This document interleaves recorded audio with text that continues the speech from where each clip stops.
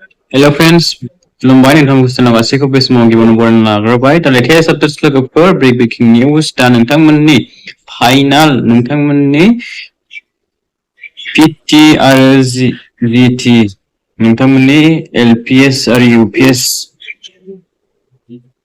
टिचार्सफोरनि appointment लेटारखौहाय दिनै रानसिगोन दै लोगोफोर बेवहाय जोंहा पस्टआहाय टटेल 4500 जन दंमोन दै लोगोफोर पस्टआहाय दा जों बारा गोबाव खालामा बिनि अफिसियेल नटिसखौहाय नायगोन जोङो दा खयथायाव रानगोन टाइमाहाय डेटआहाय बेवहाय होनाय दंखायो दै लोगोफोर दा नैबे नटिसआ बेनो लोगोफोर बेवहाय नोंथांमोना नटिसखौ बेबायदि नुदों दा नै बबेयावहाय रानगोन जायगाया जाहैबाय गुवाहाटीनि डाइरेक्टरेट अफ एलिमेन्टारि एडुकेसन काहिलेफारायावहाय दै लोगोफोर दिनै रानगोन दै लोगोफोर 12 तारिख मार्चनि दा टाइमाहाय होनाय दं नै बेवहाय 11टानिफ्राय 1टासिमनि गेजेरावहाय नोंथांमोना एपइन्टमेन्ट लेटारखौ मोननो हागोन जायफोर केन्डिडेट्सआहाय 8 तारिख 1 मार्च 2025 आवहाय एग्जाम होदोंमोन बिथांमोनहा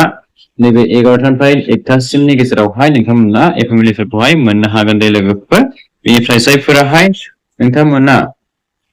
28 तारिख 10 मार्च 2025 आव नोंथांमोनाहाय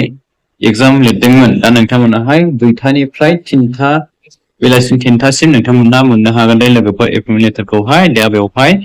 नोंथांमोना नायनानै लाबानो जाबाय लोगोफोर बेवहाय रोखायै फोरमायनो होखादों बिथांमोनाहाय दा बेनो लोगोफोर दिनै लेटेस्ट आपडेट्सआहाय आं बारा गोबाव खालामनो सानासै भिडिअखौ आं एसेखिनियाव दिनैनि बे भिडिअखौहाय फोजोबनो सानबाय लोगोफोर नोंथांमोना जायफ्रा पास जानानै दंमोन लोगोफोर नोंथांमोना थांनानै लायबानो जाबाय लोगोफोर पिटि टिचार्सनि लवार प्राइमारि आरो आपार प्राइमारि स्कुल्सनि लेभेलनि बे एपइन्टमेन्ट लेटारखौहाय नोंथांमोना जायफ्राहाय क्वालिफाइड जानानै दंमोन नोंथांमोना थांनानै लायनो हासिगोन दै लोगोफोर गुवाहाटीनि काहिलेफारायावहाय डाइरेक्टरेट अफ एलिमेन्टारि एडुकेसनावहाय जागोन बे जायगायाहाय दै लोगोफोर रानगोन दा बेवहाय टाइमाबो होनाय दंखायो नोंथांमोना बेखौहाय स्क्रिनशट खालामनानै नायना लाबानो जाबाय दै लोगोफोर बेवहाय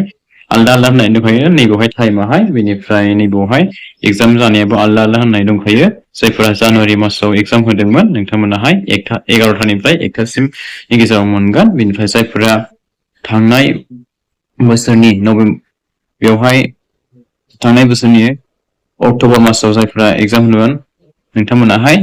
2टानिफ्राय बेलासिनि 3टा बाजिसिम नोंथांमोना एपइन्टमेन्टफोरखौ लानो हागोन होननानै बेवहाय लिरनानै होखादों लोगोफोर नटिसआवहाय दा बेनो लोगोफोर नोंथांमोना भिडिअखौ नायनायजों लोगोसे